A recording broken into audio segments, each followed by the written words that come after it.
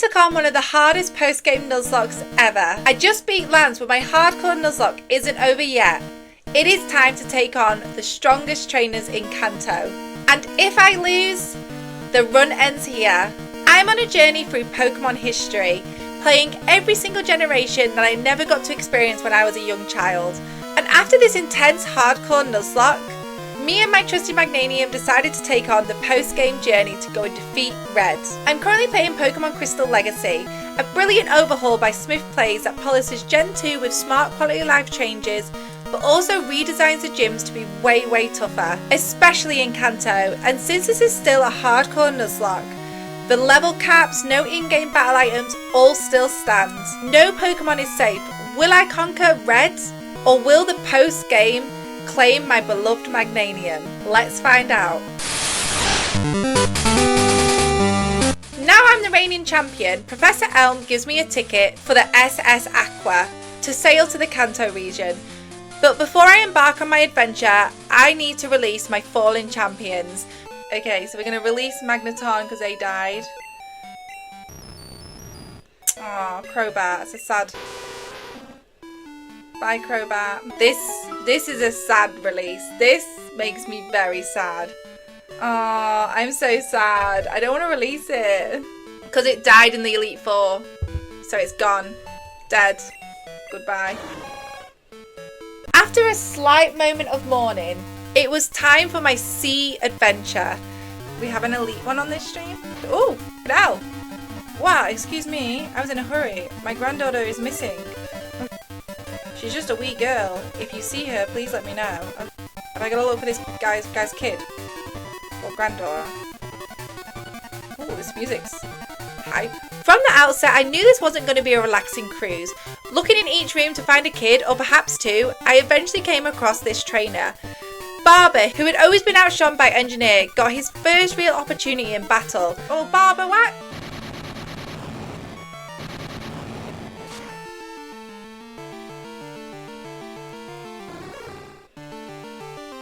Oh my god. Oh my god. A terrible start. After eventually finding the little girl in question, we arrived at Viridian City, home of Lieutenant Surge. In my previous KANTO run in Yellow Legacy, I struggled against him and his infamous surfing Raichu. Let's see what awaits us this time. Okay guys, let's focus. So this is not going to be an easy battle at all. Of course, I led with Accountant, my trusty Golem. Surge led with Electrode. I was expecting an explosion, but Surge went with Rain Dance instead. Electrode was taken down by Earthquake, and so was the Magneton the next turn.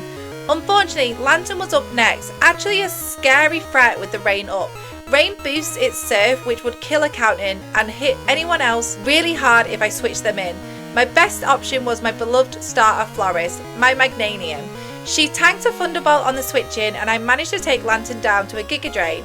Electabuzz was next. Seeing it had Ice Punch, I swapped out Florist for Hitman Lee. You see, the theme of my nicknames is occupations, but Hitman Lee actually didn't have one because he was in between jobs at the moment after he failed to become a professional kickboxer. But he proved his worth by one-shotting Electabuzz.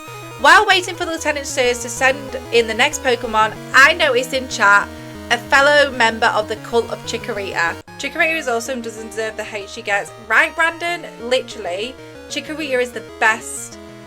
She's just the best girl. Or boy. Overwhelmed with this fellow Chikorita, I played far too loosely and risky. Sorry, Hitman Lee.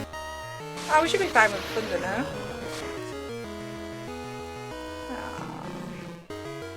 May you find employment in the next life. Air Hostess finished off Ampharos, and it was time to face the infamous Surfing Raichu. Surprisingly, it was no issue for Magnanium, and I took a moment to preach. Now, if you're interested in becoming a disciple of Chikorita herself, make sure you subscribe to the channel and leave a comment on how Chikorita has saved your life, or how she's going to save your life in the future. Or Magnanium. If I had Bayleaf, I'd show you Bayleaf, but I don't. With Lieutenant Surge defeated, I now just need 7 more gym badges before I can challenge Red. Encounters are pretty hard to come by now in KANTO due to the dupe clause, where I can't catch the same Pokemon in a new route, but I did manage to find a Snubbull just outside Viridian City. After a quick trip to Viridian City, it was time to take on Erica, I liked how Crystal Legacy captured how easy this gym is. I blew through it in Yellow Legacy with my Ice Beam Nidoqueen. This time it was a Dragonite and Fly. 12 seconds later. Second gym, done. Okay, we might be able to go and do the third one actually. Expecting another easy win, I was ground to a halt at Misty's gym.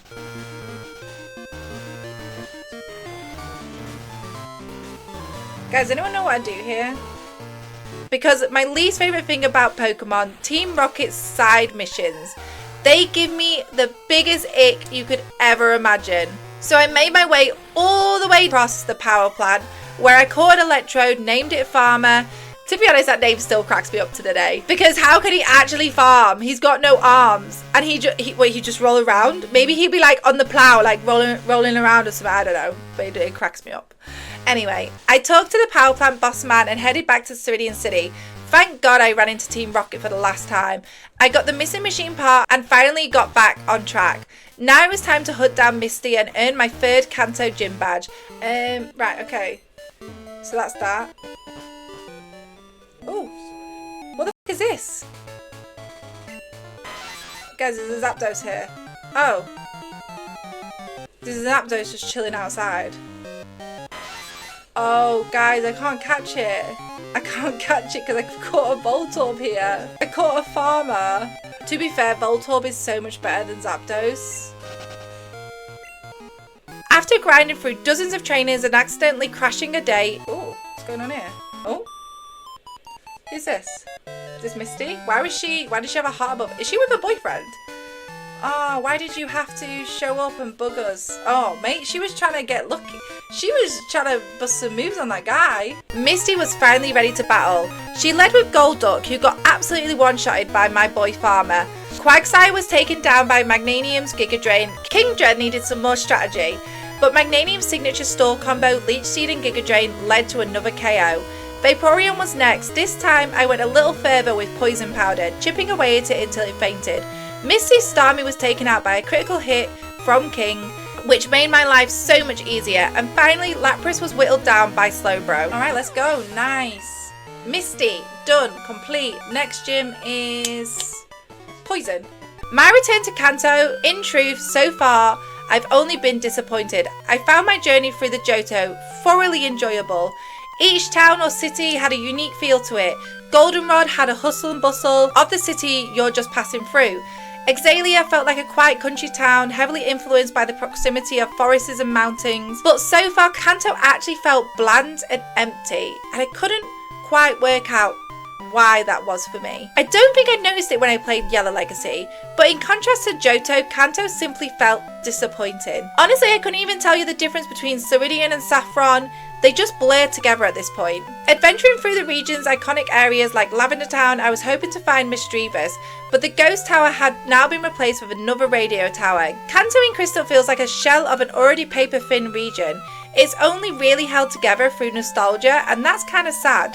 Janine was up next. After a bit of hide and seek, it was finally time to battle her. It started off quite easy. Janine's Wheezing spammed Fire Blast, and I spammed Earthquake with a count-in. Then came out Tentacruel, who was no match for Therapist, the Slowbro. Janine sent out Nidoqueen, and even after tanking a Thunderbolt, Therapist's Surf was just too powerful. With Therapist on too low a health to continue, it was time for a Countdown to return, this time facing off the Crobat, who was brought down by Rock Slide. At this point in my journey, I hadn't really faced many issues. 3 fairly easy gym fights, and this one was going smoothly too. Accounting had been an incredible part of the journey. However, across all my attempts, I kept getting tripped up by the same thing over and over again. Bug Pokemon with draining moves. Unravel those fateful decisions in the final seconds from disaster. This is why I was asking if the Giga Drain I was going to swap out. Oh, if I knew it was Bug. Yeah, Mega Drain, but most of the bugs in this Pokemon game, no Giga Drain. Dragonite avenged Accounting. Right, well that was absolute tollywobbles. But losing Accounting left me very vulnerable. Golem was both an offensive and defensive powerhouse, and his role in my team is nearly impossible to replicate. I pushed forward, but from here on out, the cracks in the run began to show. On Route 16, however, I had the chance to catch a unique encounter that might come in handy, Murkrow. We named them fishermen because after 20 minutes of trying to catch this bird, I threw a lure ball for a laugh. Alright, we're going to catch a lure ball. Catch it in a lure ball. No worries. Oh my god. Okay guys, it's got to be called like fisherman now because it caught in a ball. Sabrina was up next, a brutal gym leader. Alright guys, are you ready? Let's go. King made short work of Mr. Mime, Floris finished off Slowbro, and then came Jinx, fast, powerful and dangerous. Jinx put Umbreon to sleep with Lovely Kiss and it started chipping away at his health. I had not prepared for this scenario, as aside from my sleeping Umbreon, the rest of the team was weak to ice. I brought in Floris, she had tanked big hits before, but this was too much, she just wouldn't survive another turn. I needed a free switch in, so I made a painful choice to sack Binman the Yammer. Unbelievably, Beekeeper survived and finished Jinx off. Sabrina brought out Wobbuffet, which usually spells trouble. Wobbuffet is terrifying. It uses moves like Mirror Coat and Counter to reflect double the damage back at you, and Destiny Bond can take your Pokemon down with it. But I had the perfect plan. Wobbuffet couldn't touch me unless I hurt it first, so I set up Beekeeper with 3 uses of agility, 3 sword dances. With that set up, I was able to sweep the whole entire of Sabrina's team and claim my 5th gym badge. Soon I arrived to Pewter City, where our next gym leader Brock lives. No surprise, Brock specialises in rock Pokemon, or former rock types. I guess since he also has a Steelix. The real issue though was his 3 fossil Pokemon, all of which have moves that could take out my Magnanium in 1 or 2 hits. Aerodactyl with Sky Attack, Omnanite with Ice Beam. So before taking on Brock, I headed back to Johto to catch myself a Poliwhirl. He was supposed to be named Dry Cleaner, but I lost the concentration and named him Dry. Oh no, I called it Dry. I called it Dry. I'm sorry, Poliwhirl. I then went to Pallet Down and fished for a Chinchou and named them Cowboy. Feeling more confident in my team options, I headed back to Brock. I led with Therapist to face against Brock's Golem, but Brock immediately switched to Kabutops in 1 turn. Didn't matter, Slowbro's Surf hits hard no matter what he's facing. Even after brushing off a super effective cut, Therapist brought down Kabutops with another Surf. Omnistar was up next, but Cowboy had no trouble frying that fossil with Thunderbolt. Now I was nervous. Lantern is slow, and with Golem back in play, Earthquake was a real threat. I swapped Cowboy out for Therapist again. Sure enough, Earthquake hit hard, but Slowbro hung in and drowned Golem with a Surf. Then came in the Tyranitar. I switched back to Cowboy, thinking it could tank a few hits and zap it down. The logic fell apart instantly. Crunch hit like a truck. Cowboy didn't stand a chance. I called upon my trusty starter, Magnanium, to clean up. Just as I was gaining momentum, Brock switched again, Tyranitar out, Aerodactyl in, and that's when panic set in. What now? Sky Attack from Aerodactyl would devastate Magnanium, maybe even one-shot her. None of my remaining Pokemon were fast enough to take it on, except one, Pilot, the Dugtrio. I sent him out praying that he could take 1 hit and fire back next turn. He didn't. Chat went into full meltdown. Someone claimed Sky Attack was a flying type Hyper Beam, meaning it had to recharge after each turn. No, it didn't. Guys, that was not true. That was not true. Liars. We checked the documents. Turns out in Crystal Legacy, Sky Attack no longer has a charge turn, which meant one thing. I was in trouble. Make it double. I sent out Vet, kicking myself for never teaching her serve. She tanked 1 Earthquake but didn't have the moves to get the KO. Vet goes down. Now I had 3 Pokemon left. Lantern, too slow and too low health to survive another Earthquake.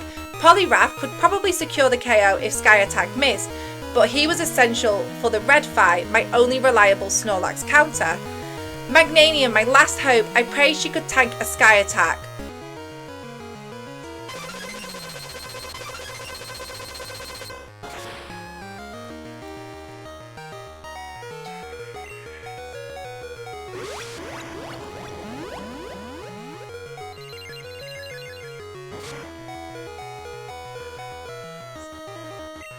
What a relief. Dry came in and cleaned up Brock's Steelix and Tyranitar like a champ. And that, ladies and gentlemen, is my 6th gym badge. No time wasting, I made my way straight to Cinnabar Island. After a bit of searching, I eventually found the 7th gym, but honestly, I was utterly confused. Well, this is the gym. What's going on, chat? Why is there a gym in the cave? I think the theory is after you catch Articuno in Generation 1, the ice starts melting, causing the volcano to explode and destroy the original gym. Guys, make sure you put all of your theories in the comments below on what you think connects Generation 1 to Generation 2. I love reading all your comments, and I love reading about like the lore of like what actually happened here. Anyway, it was time for Blaine. He led with Rapidash. I sent out Janitor the Mantine. Rapidash set up Sunny Day, which doubles fire moves and halves water moves. Still, Surf did solid damage. On the second hit, Rapidash went down. Next up, Magmar. I was expecting a Thunder Punch, so I swapped to Cowboy the Lantern, but instead Magmar used Fire Blast under the sun and it hit hard, burning Cowboy in the process. Surf brought Magmar to half, but a Goldberry ruined the follow-up. Anticipating another Fire Blast, I swapped to Janitor to eat the hit. The sun faded and I thought we were good, but I miscalculated. Janitor wasn't faster than Magmar. Down he went to a Thunder Punch. Now it was Foster Mum, the Marowak's time. She tanked another massive Fire Blast and finished Magmar off with a Boomerang. Then came Moltres. Yep, another Yellow Legacy change. I sent in Tentacruel thinking it would be safe as Moltres set up Solar Beam. Poison typing meant it wouldn't hit hard. Surf washed Moltres away. Ninetales came in next and set up another Sunny Day. No matter, Tentacruel fired off another Surf and brought it down. But now came the real threat, Arcanine under the sun. Extreme speed brought Tentacruel into a kill range. I knew Surf wouldn't do it in the sun. It didn't even get halfway. I had no chance but to let Arcanine take Tentacruel out. I gambled with Foster Mum again, hoping that he could tank it, but no luck, she went down. But her sacrifice brought me something priceless. The sun faded. I brought out Poliwrath and Hydro Pump finally cleaned up Arcanine. Blaine's final Pokemon, Houndoom. So this Pokemon knows Fire Blast, Sunny Day, Solar Beam, Crunch. I think it is faster than me. You bet this isn't going to one-shot it.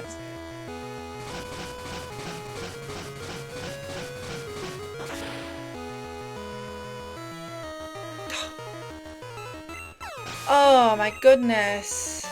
The stress. This is hard. GG's. Chat, this is hard. I limped back to Viridian City, ready for my final badge. Only 2 major fights left, blue and red. We're ready, let's go.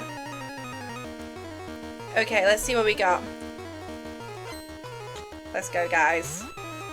Let's go. Alright, we got the Articuno. Bringing out the Lantern. So I'm thinking Articuno is definitely going to be faster than us, but we're going to go straight in with a Thunderbolt. We don't really want to go for Thunder because it's got a chance of missing, so my brain is saying Thunderbolt first. Hope we can sustain a Toxic, which I think we should be able to sustain a Toxic. Alright, let's go for Sky Attack. Okay, that we should be fine with Sky. Hard hitting me, but we should be fine. We're fine. Interesting that it went for Sky Attack there. Definitely could have gone a better move for me. Okay, definitely gonna be a 2-shot here. So let's see what it hits next with. Oh, withdrawing.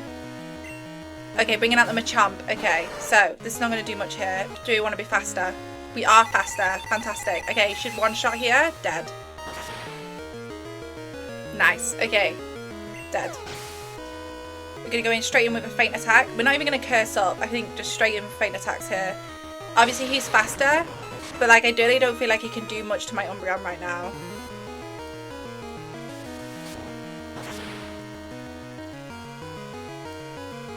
Nice. Gyarados. Alright, Gary, we want to be bringing out the Lantern. Okay, double team. I'm not too worried. I mean, we might definitely miss. I'm just going to go with the Thunderbolts, guys. We're definitely going to miss here. Okay, that could be an issue. Oh no, we hit. Yes, let's go, Lantern. Okay. Let's go. Let's go. One shot would be fantastic. Is Arcanine his ace? One shot, one shot, one shot, one shot. Let's go. Clean. Clean. Articuno. Back out with the Articuno. And we've got Lantern. He's got no choice. We're poisoned, but who cares at this point? Who cares? Fuck yes. Clean, no losses. Let's go. On to red. Let's go. GG's. That was clean. Nice. Alright guys, red. Red is next. Oh, let's go. I had a clean strategy prior to this victory. Red's Pikachu, stalled by my Magnanium. Charizard and Blastoise, piece of cake for Lantern. Venusaur, no match for my Dragonite. Snorlax, handled by Poliwrath. Mewtwo, the final change in Crystal Legacy, was going to fall apart to my Murkrow and Umbreon. I couldn't see how I could possibly lose this Nuzlocke. Oak. Ah, Navy, it's good to see you. That's excellent. Collected so many badges in the gyms of Kanto. But I still don't think you are ready. You must return to the Elite Four. Hang on, what's going on? I have to face the Elite Four. I did not know that. He got to be joking. He actually got to be joking. Hang on.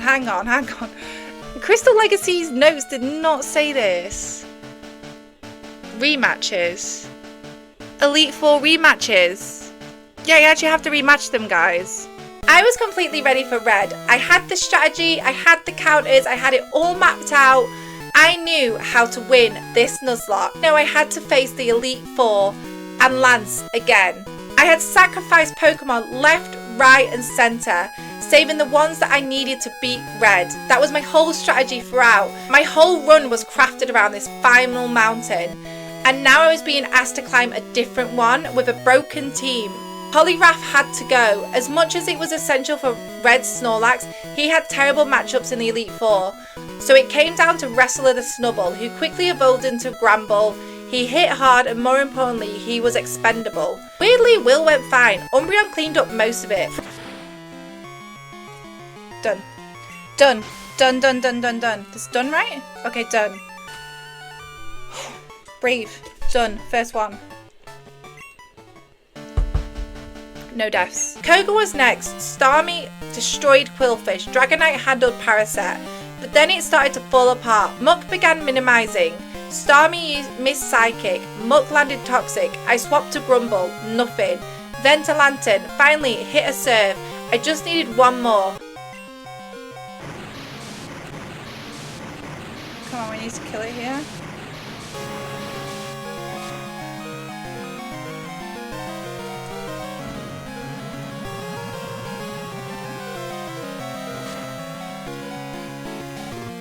I brought out Umbreon, I eventually brought it down and swept the rest of Koga's team with Dragonite. The stress. Bruno was better, Steelix was handled by Dentist and Starmie with Surf, Dragonite outlasted Ursaring with Outrage, Machamp and Hitmonlee fell to Starmie, Heracross and Hitmonlee were cleaned up by Dragonite. So, okay, we only have Karen left and Lance. Karen's gonna be hard, guys. I ain't gonna lie. This was the fight that I was fearing the most. Alright, we're ready. Oh, I'm scared. So we're doing a risk here, guys. So we're running Grumble up front and we want a Dynamic Punch, but Dynamic Punch has a 50% chance of missing. So you guys know my luck. Even with Hypnosis, I wouldn't restart. If I lost to Red here, I wouldn't restart. Red was never my main goal. Elite Four was my main goal. The previous Elite Four, not this Elite Four. So this, I would call it a day. Because I just couldn't mentally. I could come back into it into the future, but no, I can't. Right, guys, I want you all to cross your fingers. This needs to hit. I can't look. And it double teams. It ain't gonna hit now, is it? Not a chance. No, not a chance. We need this to hit. Just one hit would be great. I think it would be fine. Come on, hit it. Yes. Hit it, kill it. Okay, it's fine. Crunch is a dark move. Crunch on, like, that would be not too exciting, you know? Alright, great. Biggest threat, that one. That was the biggest threat out of this. Houndoom came out next, and the loss of Lantern now felt like a gaping wound. Grumble tried, failed, went down. Dragonite stepped up, took it out, but locked into Outrage. That's when Gengar appeared and picked off my Dragonite. I was fuming. I then kinged the Umbreon. Guys, I don't think we can beat. to go for a feint attack. Guys, it's got a focus sash on. Okay, so we just need to take that into consideration. It's got a focus sash on and it also runs Destiny Bond. Feint attack didn't KO. Gengar used Destiny Bond. I tried to PvP stall with Curse, but then Karen swapped to Mischievous. That's good. It's a joke.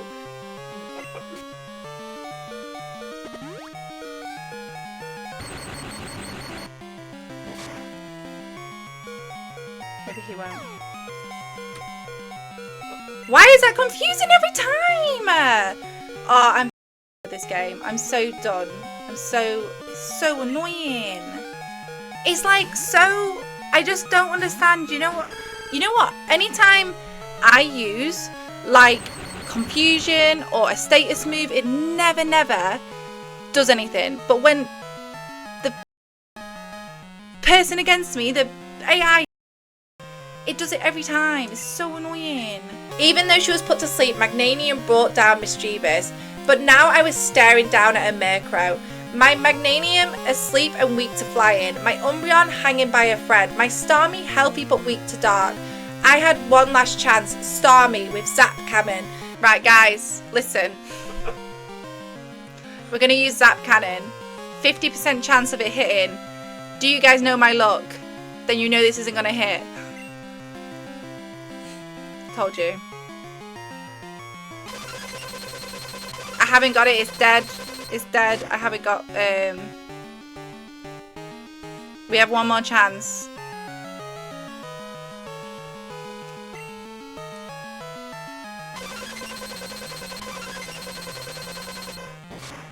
Zap Cannon missed again. Umbreon went down next.